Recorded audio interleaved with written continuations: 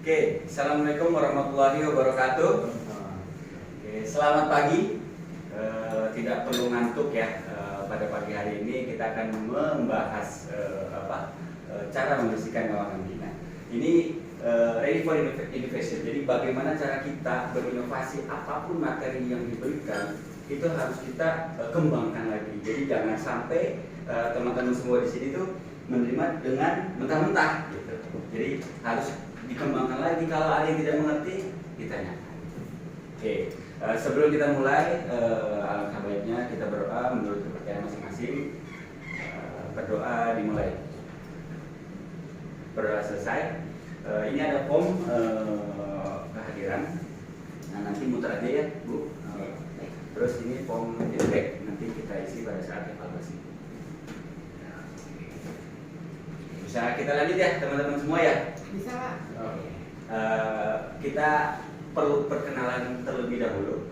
Nama saya Abdul Basit Saidullah. Boleh dipanggil Abdul, boleh dipanggil Basit. Biasanya sih saya dipanggil Basit. Kalau di Bandung saya dipanggil Abdul. Ini biodata pribadi saya. Saya lahir di Depok 23 September. Alamat saya di Rajek Hills, Tangerang. Nah, itu di paling ujung tuh. Kalau kalian teman-teman tahu Rajek Hills itu paling pelosok gitu. Nah, pendidikan saya terakhir S1 manajemen di Akademi Pariwisata Indonesia di Kalimalang, Apindo. Ada yang mau ditanyakan tentang biodata pribadi saya? Bapak udah lahir di tahun berapa, Pak? Saya lahirnya itu rahasia, Ibu. Gitu ya. Karena menurut saya umur itu tidak penting. Yang penting itu cukup ya. Itu, Pak.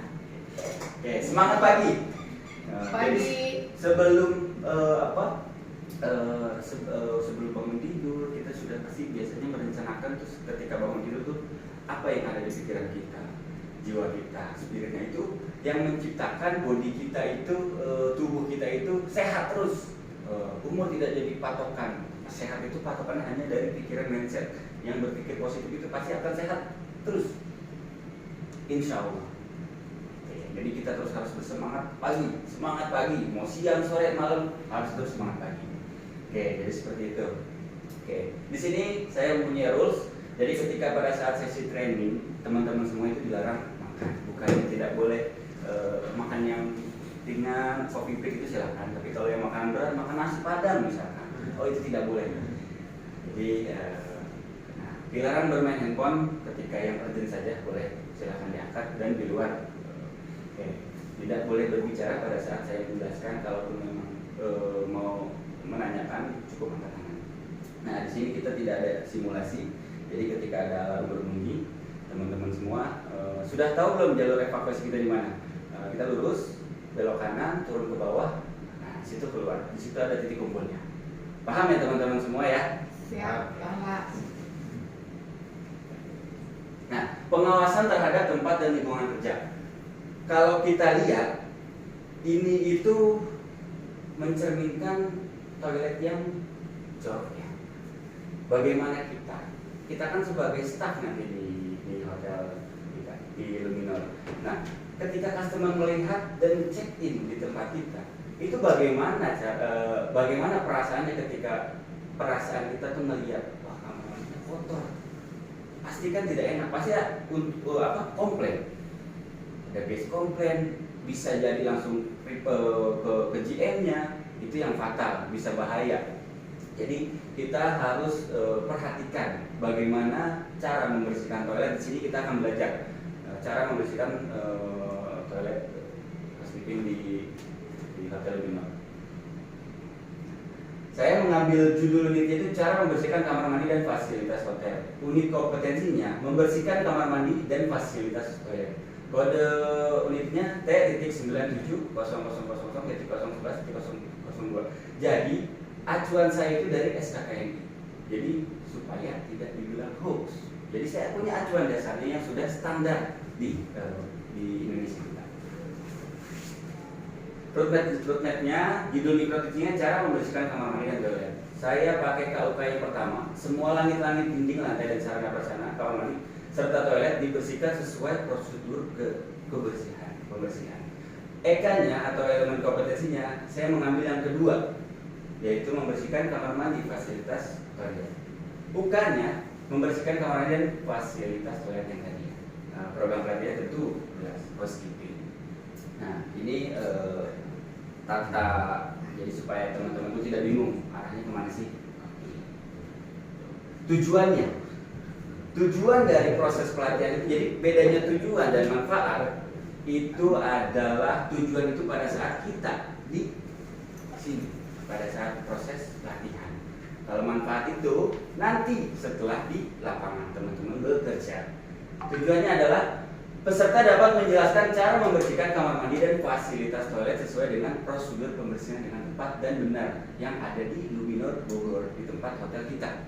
Jadi itu udah jelas tuh. Jadi kalian bisa menjelaskan bagaimana cara membersihkan. Manfaatnya nanti setelah kalian di lapangan itu peserta mampu melakukan bagaimana cara membersihkan toilet sesuai dengan standar profesional prosedur. Bagaimana sih SOP-nya? Nanti kita akan belajar 7 langkah. Oke. Di sini langkah-langkah cara membersihkan toilet. Step by step-nya itu ada 7 langkah. Yang pertama, periksa kamar mandi. Nah, ini jangan terbalik nih. Biasanya kita sebelum periksa kamar mandi kita sudah bawa alat-alat. Tetapi ketika sudah kita membawa alat, itu tidak perlu di toilet kita yang kita mau bersihkan. Sebenarnya itu kan 2 kali kerja ya. Nah, caranya gimana? Yang pertama itu periksa kamar mandi dulu. Apa nih yang rusak? Apa yang butuh dibersihkan? Misalkan lantainya, kacanya, kita harus butuh wiper, oke. Sikat, oke. Apalagi yang kotor nih? Batapnya, oke. Kanebo. Yang kedua, baru pilih peralatannya dan perlengkapan pembersih. Setelah kita ngecek, jadi susunannya harus benar ya teman-teman. Periksa kamar mandi. Yang kedua, pilih peralatannya apa yang mau dibersihkan. Yang ketiga, pakai alat pelindung diri. Apa sih alat pelindung diri atau APD-nya? Yaitu pertama rubber glove atau hand glove. Yang kedua masker. Terus yang selanjutnya yang ketiga seragam uniform. Terus yang keempat adalah bersihkan dengan benar. Bagaimana cara kita membersihkannya itu yaitu adalah proses cara membersihkan itu searah jarum jam atau kebalikannya. Jadi jangan sampai dari sini ke sana. Nanti di tengah-tengah dilewatkan. Nah, itu akan capek gitu. Jadi teman-teman tuh harus searah gitu. Oh, dari sini dulu ke sini ke sini. Nah, nanti dari sini tinggal bilas, muter gitu atau kebalikannya sesuai dengan menyesuaikan dengan toiletnya. Yang kelima adalah identifikasi perlengkapan peralatan kamar mandi toilet yang rusak. Apa yang rusak? Nanti ada form checklistnya. Oh, kerannya sudah mulai goyang nih. Itu kan nanti kita buatkan form, nanti tinggal maintenance yang membetulkan. Bagaimana sih customer itu nyaman, tidak ada masalah gitu pada saat dia membersihkan diri dia sendiri gitu, si customer itu di kamar mandi. Jadi supaya enak. Yang keenam adalah membersihkan kotoran hasil pekerjaan dengan aman dan hygiene. Jadi setelah membersihkan teman-teman semua jangan lupa sampah-sampahnya itu ditutup kembali, diikat kembali, dimasukkan ke dalam troli yang sudah dibawa. Jadi seperti itu. Jangan sampai terbuka, baunya kemana-mana ketika customer lewat. Kita kan membersihkan kamar hotel itu tidak pada saat hotel tutup. Hotel tutup kita mau digaji pakai apa? Kan gitu. Jadi pada saat hotel itu masih open 24 jam, customer lewat ngelihat sampahnya itu baunya tidak enak, akan kurang enak gitu. Jadi harus tertutup di trolinya. Yang terakhir itu adalah simpan peralatan kebersihan. Jadi setelah kalian memakai troli atau semua alat-alat yang dibawa troli itu dibalikan lagi ke stasiunnya masing-masing. Jangan naruhnya di sini, besok di sana. Jadi itu akan memperlambat pekerjaan kita. Jadi kalau misalkan sudah ada stasiunnya, koridornya, itu udah paten di situ. Jangan pindah-pindah. Gitu ya. Di sini sampai di sini ada yang mau ditanyakan semua. Cukup. Ya, insya Allah cukup ya. Kita lanjut ya, bisa ya dilanjut ya. Oke, di sini sekitar 2 menit lah video. Bagaimana cara Boni tadi? Fungsi kamar mandi adalah untuk membersihkan diri. Tapi dengan fakta tadi, bagaimana mungkin kita membersihkan diri di area yang penuh bakteri? Pasti banyak yang gak suka membersihkan kamar mandi. Padahal mudah sekali loh, apalagi jika Anda menggunakan alat yang tepat. Ini yang Anda butuhkan.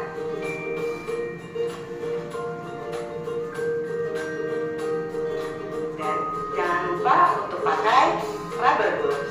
Sudah siap? Yuk kita mulai.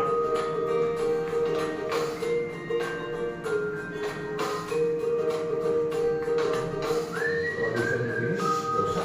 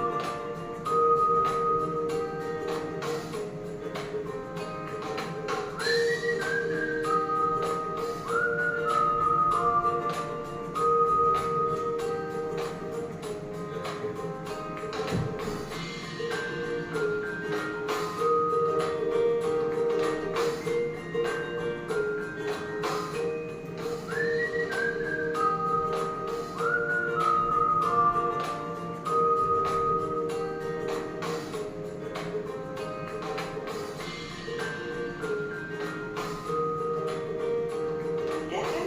Dengan solusi kamar mandi Scotch Brite, membersihkan kamar mandi tidak perlu lama, tidak melelahkan, dan lebih bersih. Mudah kan? siap.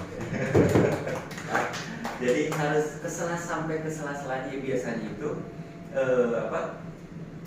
Yang kita bersihkan itu hanya yang terlihat, tapi kita lupa di belakang pintu, sela-sela itu kita lupa. Padahal yang terpenting itu adalah yang hal terkecil.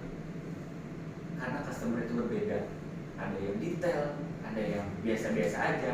Nah, kita wajib memberikan pelayanan yang terbaik kepada customer karena mereka sudah membayar mahal untuk nginep di hotel kita. Jadi seperti itu ya.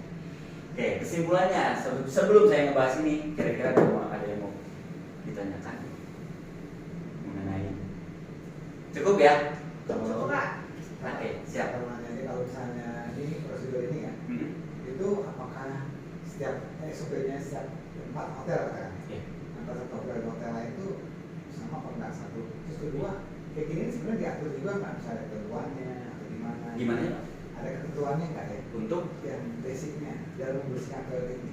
oke. Nah, baik ketentuannya dari hotel sendiri ataupun di luar dari otoritas. Oke, yang pertama itu pasti berbeda-beda.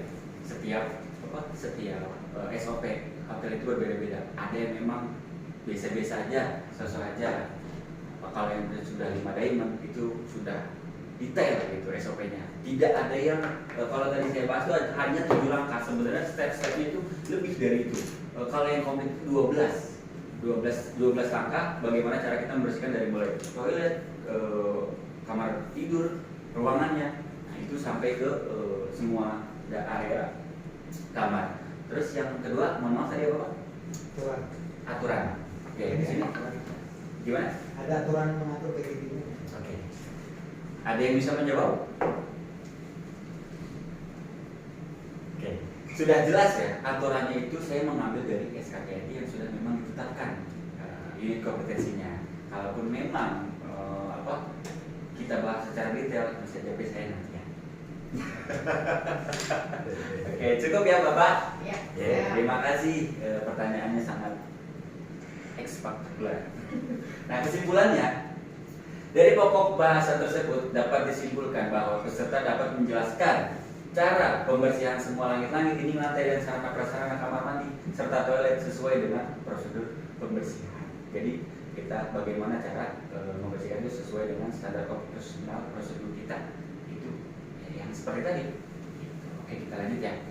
Oke, saya di sini akan bertanya sedikit. Oke.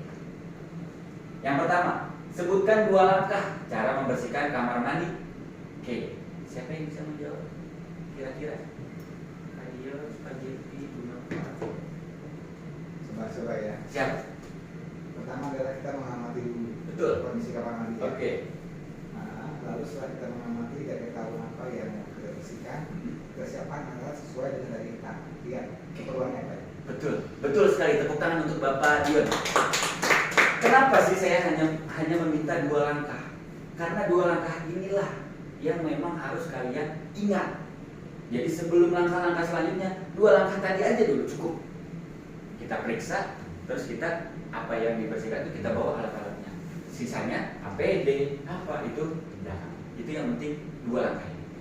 Yang kedua, sebutkan alat APD yang dibutuhkan untuk membersihkan kamar mandi. Saya Pak, Oke, silakan. sarung pengaman, sarung tangan. Sarung tangan, rubber. Oke. Tepuk tangan untuk Pak Jeffrey. Sangat masuk ya. Sangat sih mudah kan ya? Mudah ya. Oke. Tadi saya sudah memberikan lembar evaluasi untuk saya.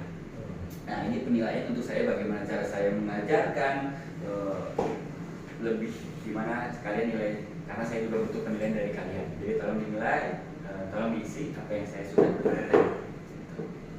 Selanjutnya ada tugas tambahan nih. Tugas tambahannya dikerjakan selama 2 hari, dikerjakan selama 2 hari dan dikumpulkan melalui email saya hingga pukul 12 malam nanti. Yaitu soalnya buatlah rangkuman dari berbagai sumber mengenai bagaimana cara membersihkan kamar tidur. Gitu. Gampang lah ya, mudah ya. Oke. Nah, kalau gitu mungkin ini akhir dari sesi training kita. Kita lanjut besok seperti biasa di jam 8 pagi. Oke. Thank you. Belajar itu bukan tentang usaha, melainkan tentang belajar itu bukan tentang waktu, melainkan tentang usaha. Jadi tua, muda, lama, sebentar, itu bagaimana cara kita usaha apa yang sudah kita keluarkan dengan materi yang diberikan. Jadi kalau misalkan kalian mau menerima, itu akan mudah, tidak perlu lama. Tapi kalau kalian sudah menolak, masih ini, itu akan lama prosesnya. Tergantung kalian bagaimana cara menanggapi materi yang saya berikan. Terima kasih. Sebelum pulang, tolong dibersihkan dulu AC-nya, jangan lupa dimatikan. Sampah-sampah yang berarakan itu tolong dijadikan satu supaya lebih mudah dibawa. Jadi seperti itu. Sebelum pulang kita langkah baiknya berdoa menurut kepercayaan masing-masing. Berdoa dimulai. Berdoa selesai. Terima kasih. Wassalamualaikum warahmatullahi wabarakatuh. Waalaikumsalam. Siapa nih? Keren. Wah, siapa?